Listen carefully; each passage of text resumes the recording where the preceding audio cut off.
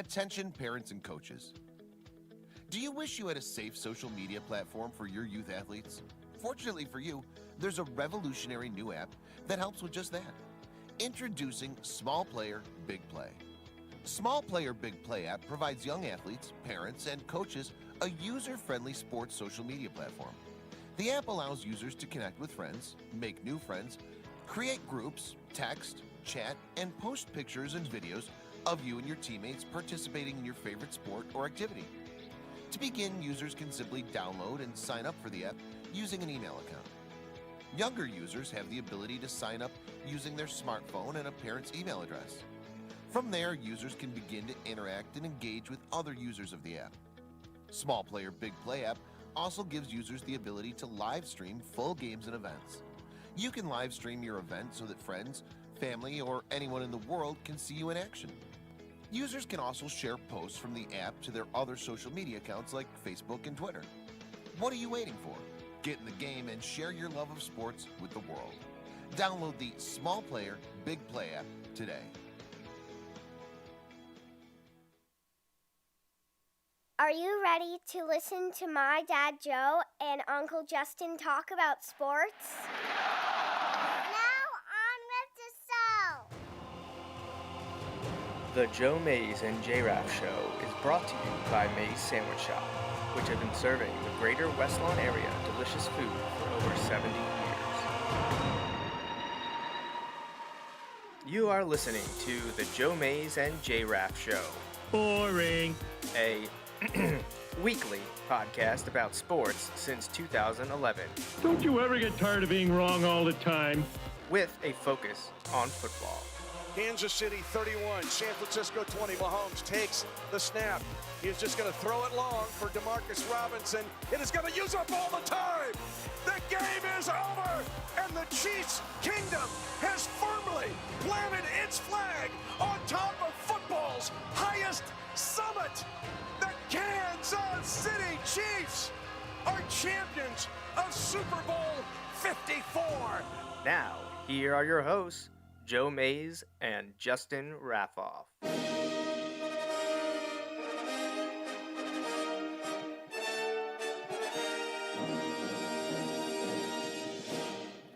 Well, good evening, everyone, and welcome back to the Joe Mays and J-Raff Show. I am one of your hosts, Joe Mays, and joining me via telephone, via the Mays Sandwich Shop hotline, is my co-host, Justin Raffoff. Yeah, it's good to be here, and glad we're at least getting to talk football. I know some of the sports are getting their plan together, and I can't wait for that. But talking football is there's always time for that. Yeah, and we're going to continue our look at the upcoming 2020 NFL season because, by and large, or as far as anyone can tell, and what we've heard from people in the know, the NFL is having a season. Whether or not fans are present or there are interesting rules developed, what have you, doesn't matter. The 2020 season is going to happen, bar something outrageous happening, and knock on wood, based on the way 2020 has gone so far, let's hope that doesn't happen. So we got to talk about more of our divisions. We've already tackled 3 of them. We finished the NFC West, the AFC West, and the NFC South. So flip conferences, stay in the South. AFC South tonight, Colts, Jaguars, Texans, Titans. And one of the best things that we have going for us is Justin's work a few weeks ago to come up with a list of all the games and a computational program that spits out what we think is going to happen based on, wins and losses. So I'm sure we'll use that as a guiding factor this evening. Doesn't mean that it's, the gospel or anything, but I think Justin and I definitely enjoy having that as a reference. And Justin's, especially this evening, for one of the teams is, historically bad. So we're going to dive into that. I think everyone knows what team that's going to be because I've heard from 2 of our listeners already about the AFC South, and they both agree with us that a certain team is destined for the basement. Now, I put you on the spot with the NFC team, so that means that I'm up first for the AFC here as we're talking the South Division, and, that's That's got to be the Jacksonville Jaguars. And I'm sorry, Jaguars fans, but I do not think that the team is going to be that strong in 2020. And Justin thinks the same. And both my dad and my uncle believe that to be true as well. The Jaguars, actually, my uncle texted me, the only thing for sure in the AFC South is Jaguars are last. So that's what we get from him. My dad said Indianapolis, Houston, Tennessee, Jacksonville. So he went Colts, Texans, Titans, Jaguars. But again, Jaguars in last place. So they were 6-10 last year. So they weren't awful, not terrible. They picked in the top 10, but they weren't picking top 5, and they certainly were able to win just over a handful of games. And I feel like when I think of awful teams, I feel like probably you're winning 0-4 games, I guess, 0-3 probably. I think 5 or 6, I don't think you're awful. You're just below average. Right. So 6-10 is not terrible, but it's also obviously not good and not good enough to get into the playoffs, which is what everyone wants. So, Doug Marrone is back, 4th season with him. And what's going to happen? Well, they thought they had found their quarterback last year in Nick Foles, and that didn't work. They had some, there was a flash in the pan moment with Gardner Minshew, and they're going to be, for all intents and purposes, probably rolling with him this year. They did trade for Joshua Dobbs, who, side note, did an internship with NASA and was at the launch last weekend. And it seems like an incredibly cerebral guy, so maybe he'll break through and get it. But they also have Mike Glennon on the roster should the Minshew or Dobbs experiment not go the way they want it. But again, Mike Glennon has bounced around the league now in the last 6 years plus. And, Minshew, Glennon, and Dobbs, I'm not sure instill a ton of faith, unfortunately, for the Jaguars faithful. And if you don't have a quarterback in this league, you're not going to have much else by and large. They do have Leonard Fournette, who at one time looked like he was one of the next big running backs in the league. He had a bounce-back year last year, but they were already looking to trade him this offseason, so who knows how long he's going to last there and how productive he's going to be. I do like their young receiver groups. DJ Chark burst onto the scene last year, had a great year. People are high on Keelan Cole. Chris Conley came over, and they were able to get Laviska Shenault in the draft and also have D.D. Westbrook. So a lot of young, talented receivers with potential, but a lot of guys that outside of maybe Chark and Cole. Conley kind of more of a special teamer than a big breakout wide receiver, but they've got youth there and there's potential. But I think they're going to probably need a little bit more of an established veteran presence there, and they don't really have it that much right now. Defensively, years ago they were one of the best, if not the best, defense in the league. They've traded and jettisoned a few of those players.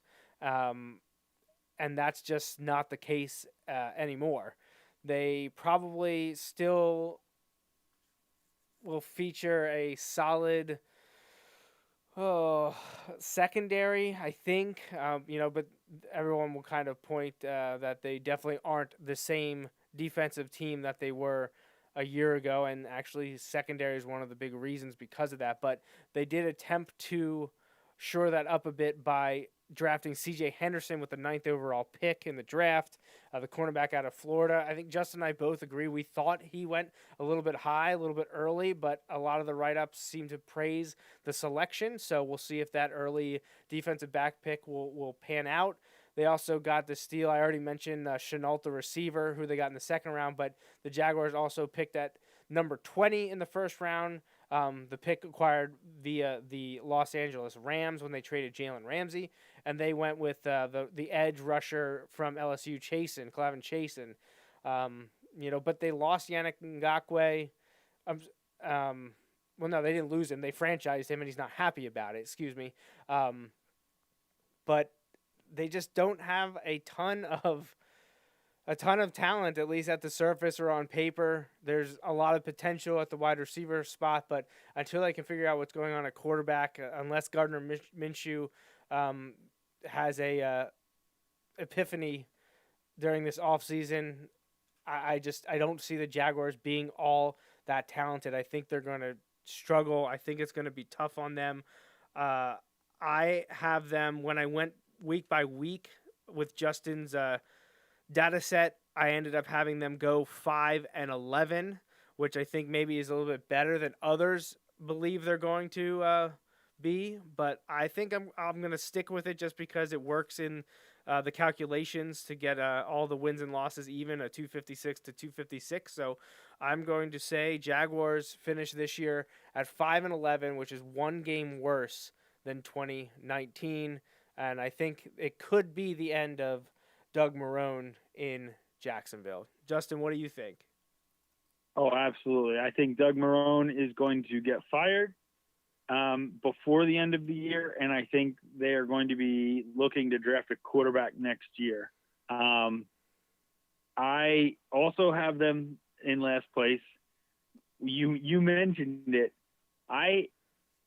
When we pick game by game, I have them historically bad. I did not pick them to win a single game.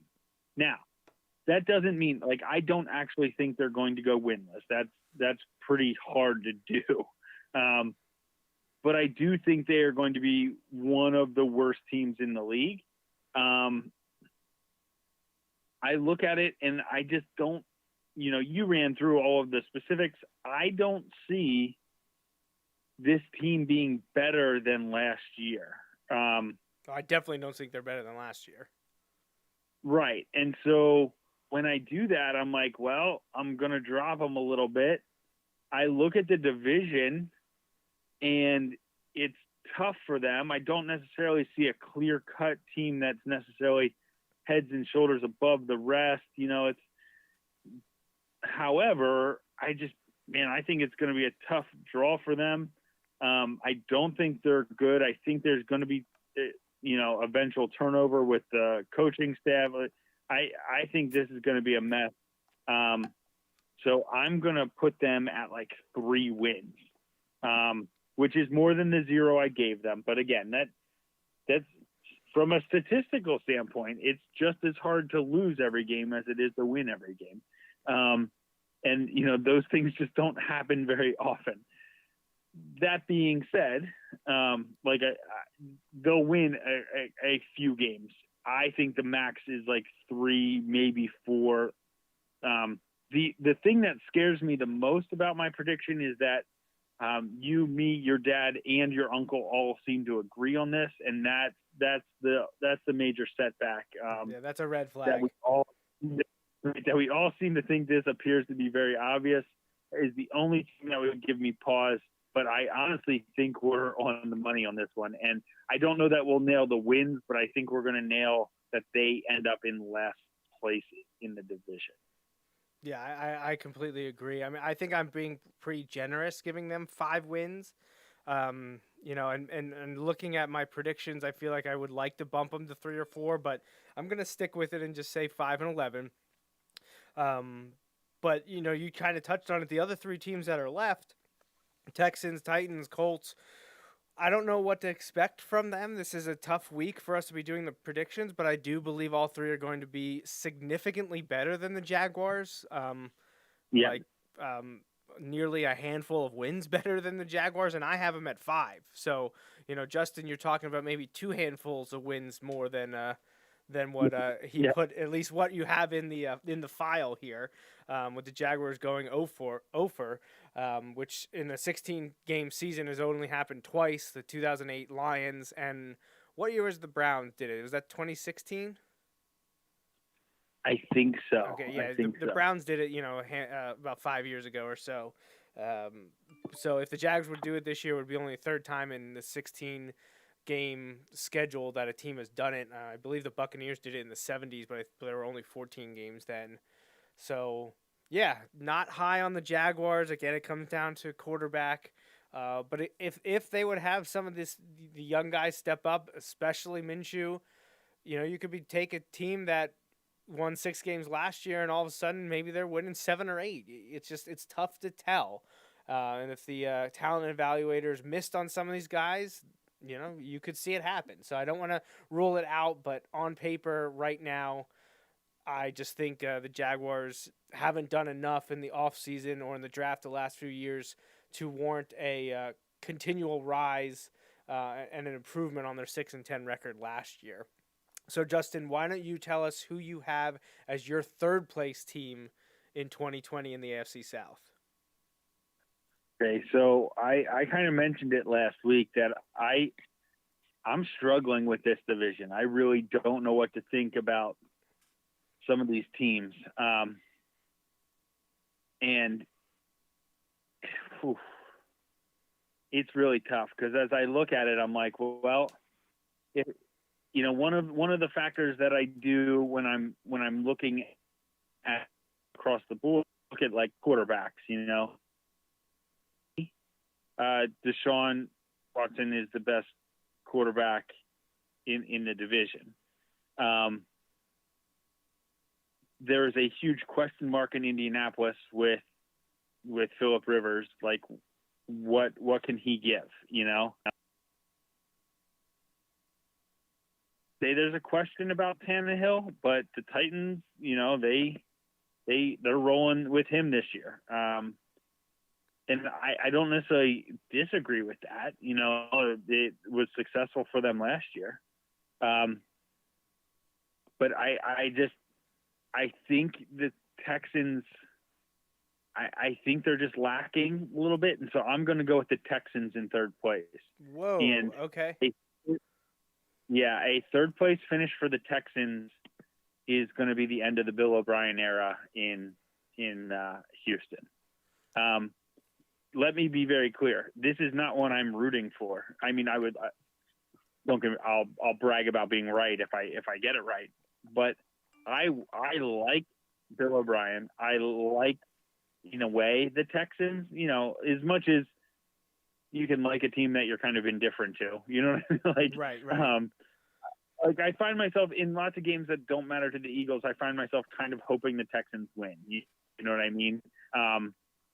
But it's not like I'm cheering for them or rooting for them really hard most of the time.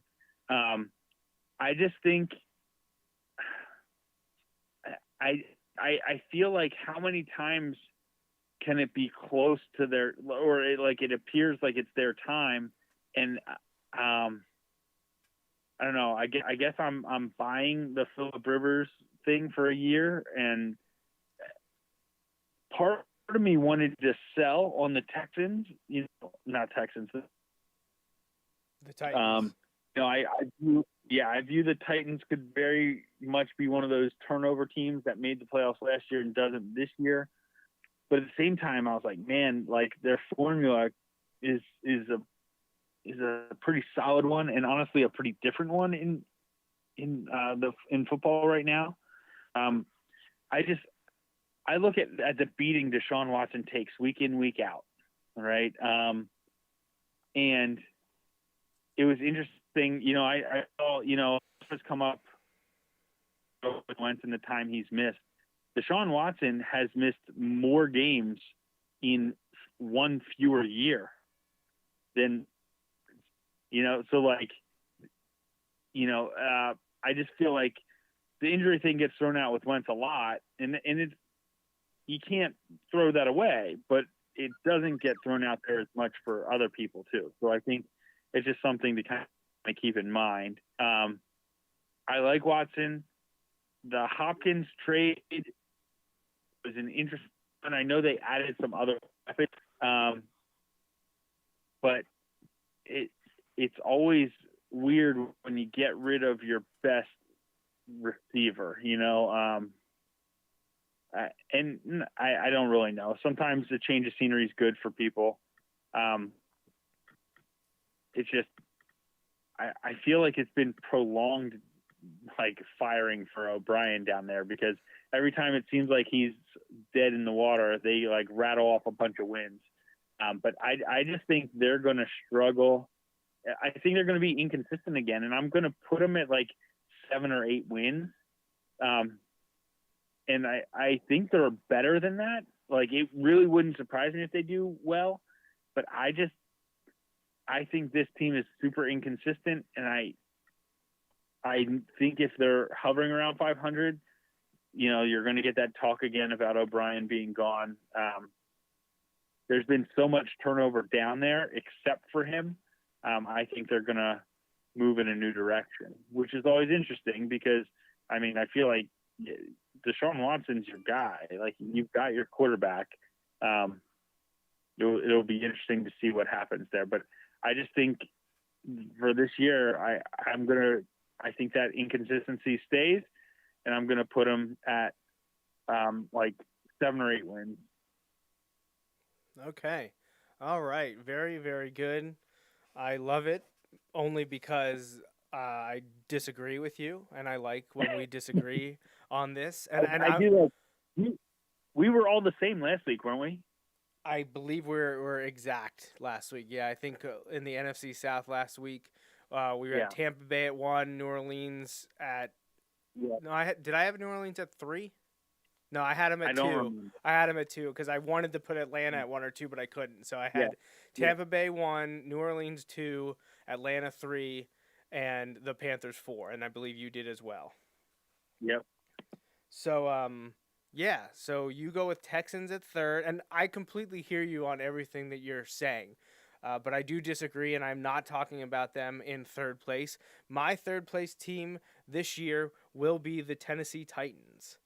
That is where I'm dropping Tennessee to, which I know if you look in our data set, that is not what should be predicted, but I'm going to flip-flop a win, flip-flop some wins around to drop the Titans to 3rd. And they're actually going to be in a tie with my 2nd place team, but I'm going to have them the loser of the tiebreaker. So the Titans are going to be my 3rd place team. Last year they were 9-7, but they made a miraculous run, came on really strong, and at one point there was a chance they were going to be a Super Bowl representative, and then things kind of fell apart on them. But they had that huge upset of the Ravens, and they clicked at the right time. They figured out a way to win. They kind of became the team that the Ravens were, 2 decades ago, where you didn't have the quarterback that maybe could do it all, but you had a bruising running back and a stout defense. But it caught up with them when they found when they went to Arrowhead and couldn't hold on against Kansas City. But the Titans, to me, I think you kind of already mentioned it, that I feel as though they were a little bit of a flash in the pan. They got some momentum going. Now they're all in on Ryan Tannehill. They got rid of Marcus Mariota. They didn't bother re-signing him. But Miami got rid of Tannehill for a reason. I was lukewarm on Tannehill, both the pick and then his progression down there. He obviously never got to the point that we needed him to, but I also think he was underrated outside of Miami. But I don't know that he's the answer, especially at this age of his career. Now, if they can keep Derrick Henry healthy and going, maybe it won't matter over the course of a season, but I don't think that's likely to occur. I feel like defenses are going to figure out a way to stop Derrick Henry, and outside of that, I don't know that Ryan Tannehill can win you games single-handedly. They have a young receiving core with A.J. Brown and Corey Davis.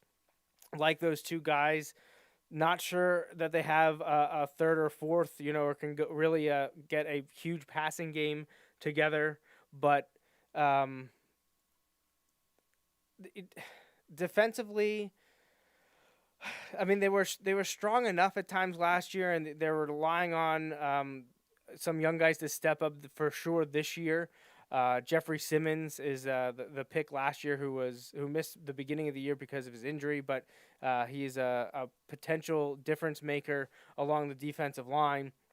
They brought in Vic Beasley, who had a pretty solid beginning of his career with the Falcons, but tailed off near the end. They didn't re-sign him, and now he's in Tennessee to hopefully get back on the right path. But even so, looking at them defensively, I know people finally started to respect Kevin Byard last year, and he's a He's a great player in the defensive backfield, and I was high on Christian Fulton in the draft, and we saw him fall, and they were able to pick him up, and I love that pick. And they got some decent names back there, Adoree Jackson and Kenny Vaccaro, Jonathan Joseph, Amani Hooker. A lot of these guys have been in the league for a while or were superstars in college, but I don't know that they have enough long term to sustain the success, and they were only 9-7 last year. They caught that lightning in a bottle towards the end of the year where they had some upsets. They were playing really well, but I don't know that they're any better than they were a year ago, especially in a division that I think maybe isn't overwhelmingly talented, but they're all above average, that they could all be, poking at each other all year, I think it's going to be a 3-team race, and we've kind of mentioned this already with picks from my dad and my uncle. But to me, the Titans are the third best team, and I'm going to have them replicate a 9-7 season in the AFC South, third place, and I'm going to say no playoffs for them. They'll be in the running for that 7th spot, but I feel like I already had other teams maybe in that area, and I'm probably going to pick a team over the Titans, and that also helps me fulfill the rotation of playoff teams by not having the Titans return. So I'm saying 9-7 and no playoffs for Tennessee this year. All right, so I'll do my second place team now. Before I do, I want to thank our sponsors, May's Sandwich Shop and Small Player Big Play. Be sure to check out smallplayerbigplay.com for your information on the streaming and social platform for youth athletics. They just broadcast a local tennis event where they broadcasted for, I believe, over 6 or 7 hours a day to do the entire tennis event. It was the only way you could watch it. It's a great streaming platform for youth athletics, and who knows what's going to happen with high school sports this fall. It could become key to cover events should fans be limited to enter stadiums, especially thinking about Pennsylvania football. We don't know what's going to happen. It hasn't been announced yet, but everything seems to still be on the table. So definitely check them out, smallplayerbigplay.com, or download the app in the Apple or Google app stores. So my second place team in 2020 is going to be the Indianapolis Colts. I have them in second place this year. Frank Reich is back. It'll be his 4th season in Indianapolis. They were thrown for a loop last year when Andrew Luck retired in August. They tried to get through the season. I think they did an admirable job. They finished 7-9, but they just couldn't quite get over the charging Titans team that got into the playoffs, or the Texans, who were the best team in the South. Like Justin says, off and on, because they lose some games they should, and then they go on a tear. But I feel like more often than not, we thought it was the Texans, and it ended up being the Texans. The Colts struggled, especially towards the end of the season. They just couldn't hold on because they were 6-4 on November 17th after they beat the Jaguars, and then they only won one more game the rest of the way. So, it was a tough end of the year for Indianapolis. But again, they were doing it without their starting quarterback, and now they bring in kind of a ringer in Phillip Rivers, who I've always been a bigger fan of than many people, including Justin, although I think you came around over the last few years. But I know when we started the show, you weren't a big Phillip Rivers fan. I'm not saying that he's a Hall of Famer or anything. I just was always more favorable in my analysis of him than many others. So I do like him. I like his fit in Indianapolis. I like the offense that they're putting around him, especially through the draft, bringing in Michael Pittman and Jonathan Taylor. They maybe got a quarterback for the future, maybe in Jacob Eason. Now, I know he's a 4th rounder, and he's a transfer at Washington after leaving Georgia, but he was one time a pretty big quarterback in college football. So we'll see what happens with him along the way. But they still have Jacoby Brissett to back up Phillip Rivers, and when healthy, he's at times shown flashes. I think they're set right there for at least this season. Phillip, I believe, is only on a 1-year deal. Or was it 2, Justin? Do you remember? I thought he signed a 2-year deal, but Okay. I'm not 100% sure of that. I was thinking it was 1 because Brady got 2, but maybe they both are on 2-year deals. But Rivers will be there this season as long as he can stay healthy. The addition of Jonathan Taylor was maybe a little bit of surprise because they had a really good running back rotation last year, primarily with Marlon Mack. Then Nyheim Hines stepped in, and we saw some Jordan Wilkins as well. So they got a pretty solid backfield, especially if Jonathan Taylor can hold on to the football. Pairing him with Mack and Hines is a pretty solid trio. Wide receivers, T.Y. Hilton, if he can stay healthy, is a big playmaker. Phillip Rivers could have a good season with T.Y. Hilton. We saw Zach Pascal last year, had a pretty good year with Brissett under center. And I mentioned Michael Pittman, but they also drafted Desmond Patman later in the draft as well. So I don't know that the top 4 is overwhelming, but I think there's definitely a lot of potential with Hilton, Pascal, and Pittman. And if they can get something out of Patman or another young receiver, then they should be good. And we've seen Phillip Rivers, he's been in the league for over a decade and a half. He hasn't always had a solid trio or foursome to throw to. So I don't know that this wide receiver group is any worse than some he's had in the past. I think their offensive line, they were trying to build it up for years with Andrew Luck, and I finally think they were getting it together. Then Andrew Luck ends up leaving. Quentin Nelson is one of the best, if not the best guard in the NFL. Anthony Costanzo is back for more.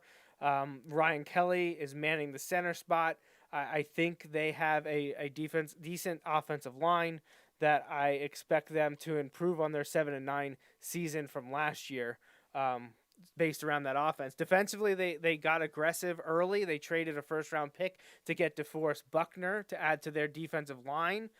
They brought in Justin Houston as an edge rusher, and they drafted Penn Stater's Robert Windsor, which I love to see a Penn Stater continue in the NFL. And then they have one of the more underrated linebackers, a rookie of the year from 2 years ago now, Darius Leonard.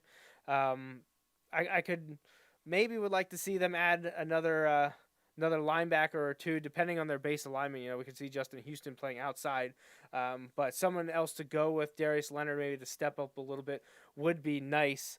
But Malik Hooker, Xavier Rhodes, in the defensive backfield again, I think that's an area maybe they could supplement, could have added a little bit more pieces in the defensive backfield. Again, as Xavier Rhodes was cast off from the Vikings, but I am a big fan of Malik Hooker. But you're not going to be upgraded every position every offseason. So at 7-9 last year, I kind of think they did better than expected with the loop they were thrown when Andrew Luck retired. But I think the addition of Phillip Rivers and some of their early picks in the draft, I think they have a chance to improve, and I think they will. So they went 7-9 last year, and I'm going to have them go 9-7 this year. I will have them on the bubble for that 6th or 7th, one of the wild card spots. Not definitely saying they're going to make it, but I think I favor them at this point in time. So Colts are my second place team. Justin, what about you? Okay, so I go with the Titans in second place. You pretty much nailed a lot of it. I think they're about the same as last year. I think, I really don't know if they've got what it takes to improve on last year. I don't know. Like you said, I'm interested to see if they see a progression in Ryan Tannehill that we were waiting to see in Miami. Again, I don't just say that just because it's you, but I wonder if was Ryan Tannehill more of the issue, or was Miami more of the issue, or what was going on there. I am a believer in the Titans defense. But I think 9 wins is a good spot for them, which is actually the same amount of wins that you had them. It's just kind of, I have that as in second place as opposed to third place. So I think the Texans are obviously going to fall off a little bit more. But I'm going to go with the Titans in second place, I think they're about what they were last year. I think when they're able to run the ball, they're going to be a force to be reckoned with. And I think they're going to be in there for a good solid 9 wins, competing for possible wild card spots. And we'll see, because it's an interesting style of play, especially when you get to the playoffs. And we saw that, they were able to beat Baltimore at their own game, and then they were able to put Kansas City on the ropes. But then Kansas City came roaring back, and we know how that story ends. But it'll be interesting to see if they're able to keep it going. But I'm pegging them for 9 wins, and again, I kind of think more of the same from last year. Go ahead. No, I was just gonna Okay. chime in with move on if you were done. I didn't know if you had anything else to say. Okay. Yep. So if I go to my first place team, then I obviously have the Colts left, and I think the Colts are going to be like maybe a 10 or 11 win team. Not quite as high as I had them in the file, but I also had the Jaguars, a few games better than I had them in the file. It's interesting. You brought up how I was not a Phillip Rivers believer.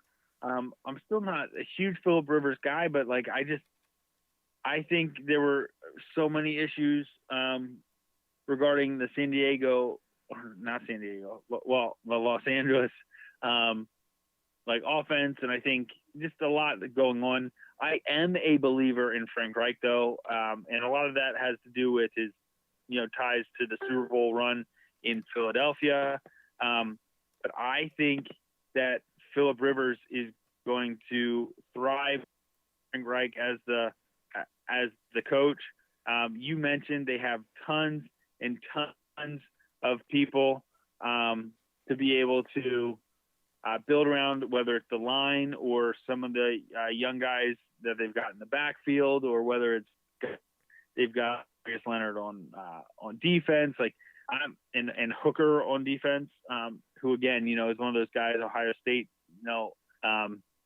they do produce defensive backs, but anyway, I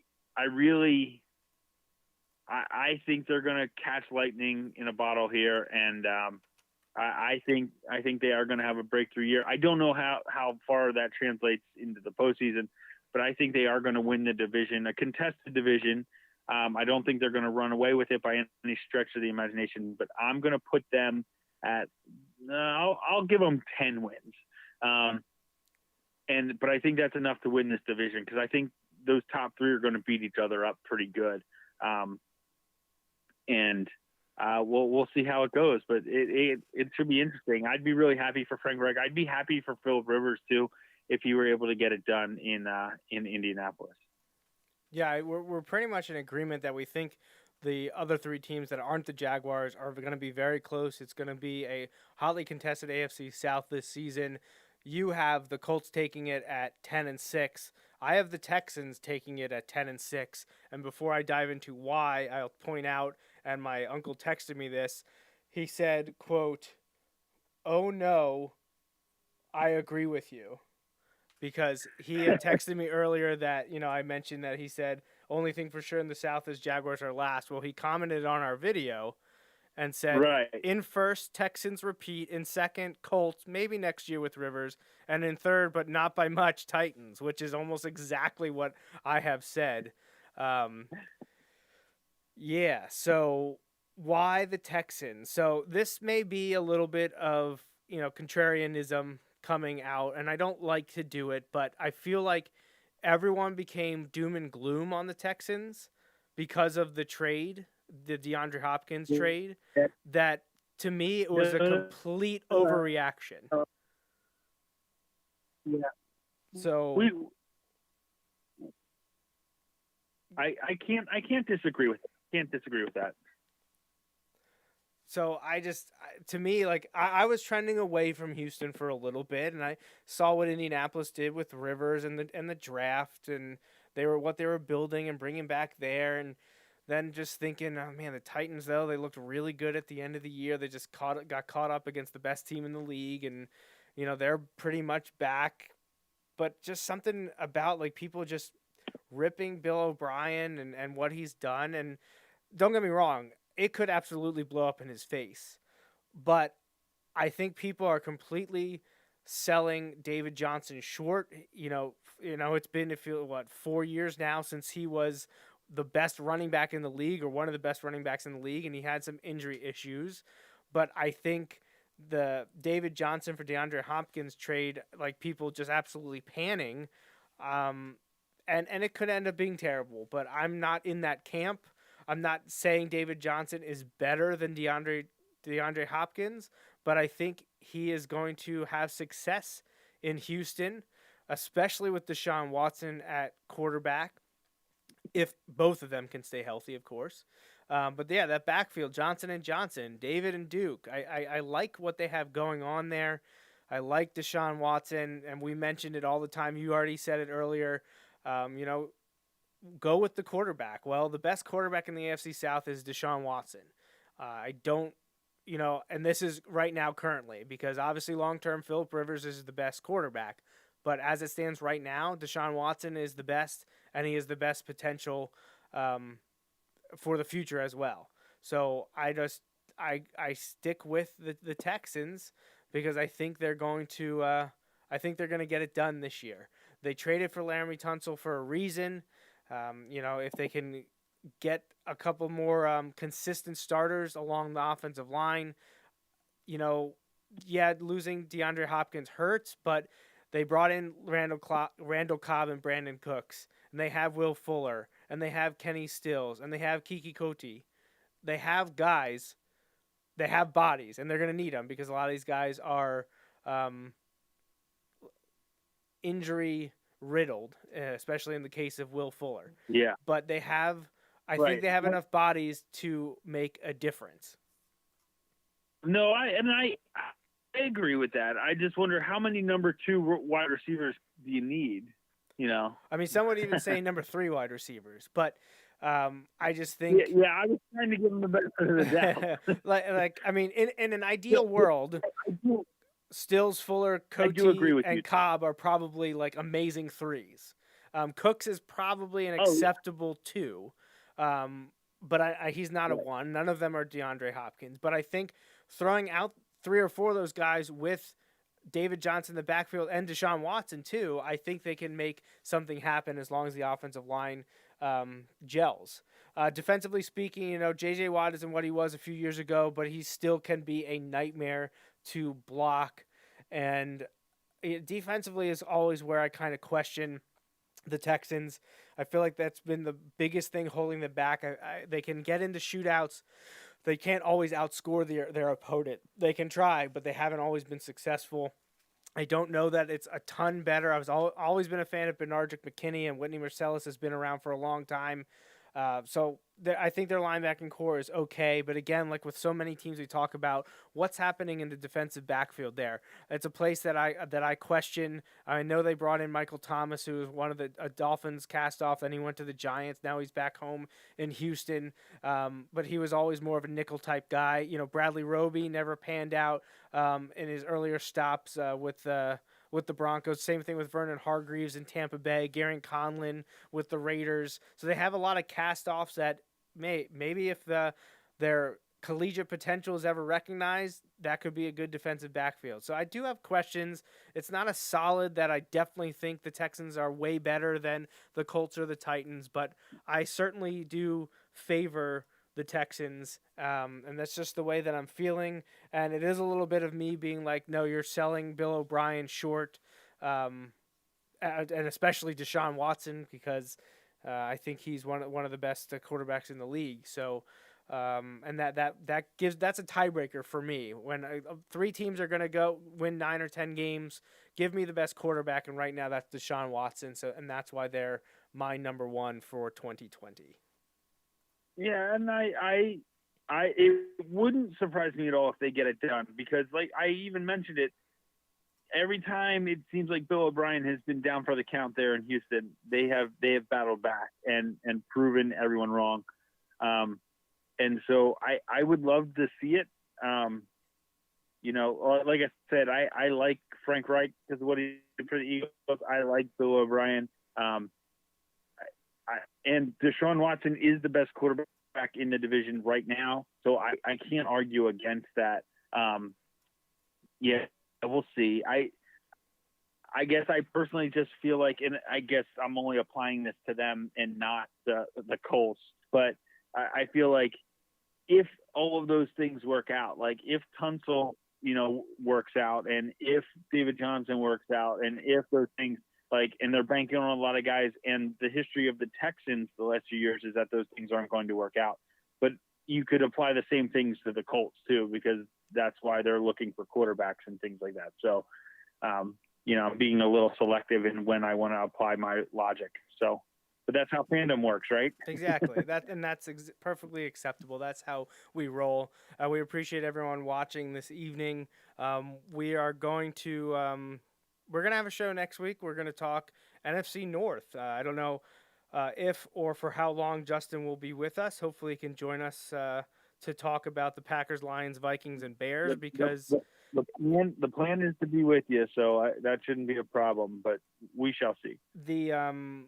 There's a little bit of a dichotomy going between Justin's expectations and my expectations for the NFC North based on the data set Justin came up with once we entered our games, because, he sees two really good teams and two really bad teams, and I see a group of four teams that I think are pretty similar. So it'll be an interesting discussion next Sunday, June 14th, as we embark on the second half of our 2020 NFL preview, talking about the NFC North, part 5 of 8.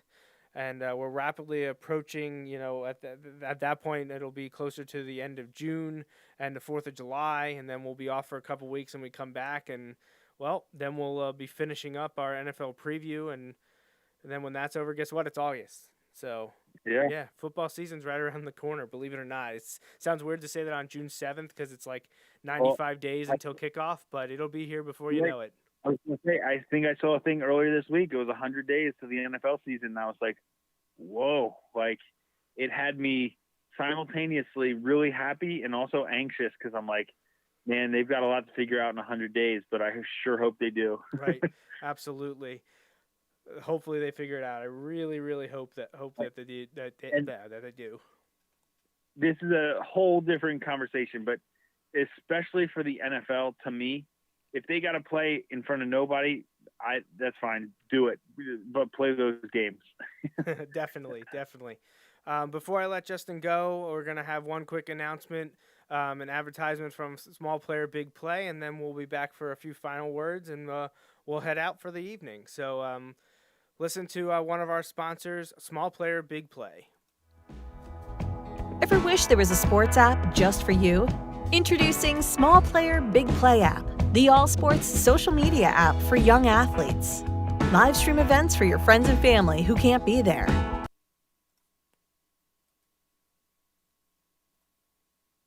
Or on TV by using a mirroring device or AirPlay 2. Download the app from the App Store or Google Play and create an account using a valid email address. That's it. Now you can find friends, join groups, or make new ones. You can upload and watch your own content for free. Watch YouTube uploads for free. Even more streaming options are available with our subscription plans and in-app purchases. Download the app and start sharing with the world your passion for sports today.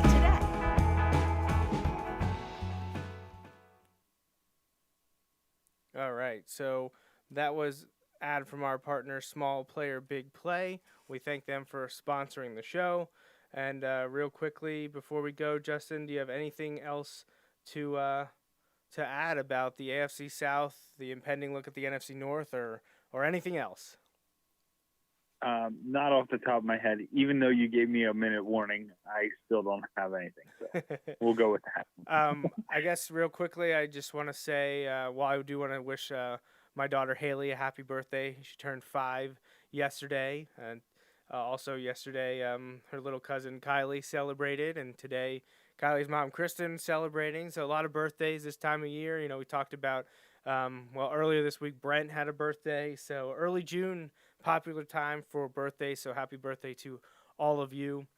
And yesterday was the 76th anniversary of D-Day, and I usually spend that time, honoring them, remembering those facets of World War II at the World War II weekend at the Reading Airport, the Mid-Atlantic Air Museum. But unfortunately, obviously, that massive event has been postponed due to COVID-19. It's scheduled for the last day of July, the first 2 days of August. But again, that is all dependent on how the social distancing guidelines plan out. And unfortunately, this would have been their 30th event, and they were looking to make it a big one. We'll see if it happens this year at all. Hopefully it does, because my dad and I both really love it. Natalie's enjoyed it the last 3 years, and we were going to take Haley to it this year as well. So it's disappointing that that's not happening. Hopefully it does, but if not, I'm sure they'll be back next year, and we'll look forward to that event returning at the Reading Regional Airport. A little bit local news. Justin and I saw right before we started broadcasting that Mike Drago of the Reading Eagle announced that Wilson Rising Senior basketball star Stevie Mitchell received a scholarship offer from Villanova. So that's huge for Stevie. Yeah, that's incredible. I think we had mentioned before the show, I think he's set to release his top 5 this Tuesday. This week. Yeah. I know, or I shouldn't say I know. I can imagine it's been a different recruiting, probably not being able to visit the way he would have liked this summer, and, the AAU schedule being kind of turned upside down. But hopefully, for him and for lots of others, but hopefully, they can get that ball rolling too, as things start to hopefully get back to at least the new normal, and he can, take his time and make the decision, but I'm super excited for him, no matter where he ends up. He's a good kid, and I'm excited for him. Absolutely. It's gonna be fun. Yeah, top 5 coming on Tuesday, June 9th. Definitely looking forward to that, and hopefully Villanova is one of them. I would love to see him stay semi-local and have a chance to play for the Wildcats. That'd be awesome. Oh, that would be incredible. That would be awesome. Yes. I do want to make one more announcement, or congratulations, or whatever you want to call it. Birthday greetings, as my uncle reminded me. Wyatt birthday, his grandson, my cousin's youngest, is celebrating this coming week as well, June 10th. So happy early birthday to Wyatt up there in the New England area. Unfortunately, more Patriots fans, but it is what it is. Got to send our love to the family, and happy early birthday, Wyatt.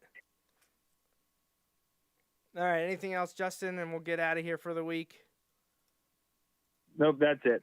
All right, well, that's it, everybody. I hope you enjoyed episode 309 as we continue our 2020 NFL preview. We'll be back next Sunday, June 14th, for episode 310, and we'll take a look at the NFC North. So for Justin and our sponsors, May's Sandwich Shop and Small Player Big Play, have a safe and healthy week, and we'll see you right back here at the same time to continue our NFL talk.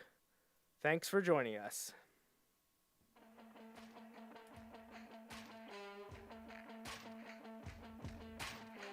That's a wrap on this episode of the Joe Mays and J-Raff Show, brought to you by May's Sandwich Shop. Woo-hoo! You can watch each weekly episode live on Facebook, Periscope, or YouTube. Be sure to like, follow, or subscribe to the show on Facebook, Twitter, YouTube, SoundCloud, Apple Podcasts, and Google Play. You can also rate and review us on many of these platforms as well. We'd love to hear from you. Send your emails to the Maze Sandwich Shop inbox at joemazeandjraff@gmail.com. The Joe Maze and J-Raff Show is a part of the JMNJR Radio Network, home to other productions such as The Bulldog Hour, Tangents with Friends, and Nat Chats with Dad. Until next time,